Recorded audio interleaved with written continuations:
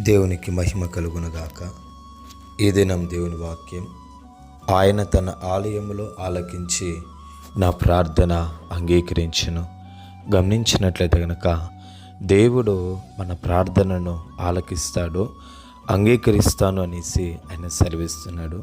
విశేషముగా ఆయన సన్నిధిలో, ఆయన ఆలయంలో చేయబడినటువంటి ప్రార్థనను నిశ్చయముగా ఆయన అంగీకరించే దేవుడై ఉన్నాడు. మనం చూసినట్లయితే హన్నా దేవుని యొక్క ఆలయంలోనికి వెళ్ళి ప్రార్థించింది. దేవుడు ఆమె యొక్క ప్రార్థన ఆలకించాడు. అదే ప్రకారముగా ఇశ్రాయేలు ప్రజలు వారికి వచ్చినటువంటి ఇబ్బందిని బట్టి వారు దేవుని యొక్క ఆలయంలోనికి వెళ్ళి వారు ప్రార్థించారు. దేవుడు వారి ప్రార్థన అంగీకరించాడు. సొలొమోను ఆ దేవుని యొక్క ఆలయంలో వెళ్ళి ఆయన ప్రార్థించాడు. నిశ్చయముగా దేవుడు ఆయన ప్రార్థనను అంగీకరించాడు. కాబట్టి గమనించండి ప్రియమైన దేవుని జనాంగమా, నువ్వు దేవుని యొక్క ఆలయంలో ప్రార్థించు, నిశ్చయముగా నీ యొక్క ప్రార్థనను ఆయన అంగీకరిస్తాడు. ఆమేనని ముద్ర ఆయన నిశ్చయముగా వేస్తాడు.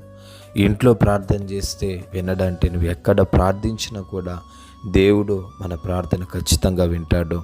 అయితే విశేషంగా ఆయన ఆలయంలో ప్రార్థించినప్పుడు ఆ యొక్క ప్రార్థనను నేను అంగీకరిస్తాను అని దేవుడు సెలవిస్తున్నాడు.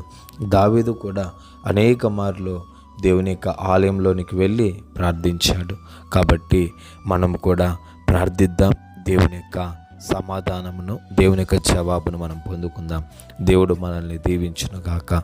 సర్వశక్తిమంతుడా, నీకు స్తోత్రాలు చెల్లిస్తున్నాం నాయన. ఈ మాటను బట్టి మమ్మల్ని దీవించండి, ఆశీర్వదించండి. యేసు నామంలో వేడుకొంచున్నాము తండ్రి. ఆమేన్, ఆమేన్.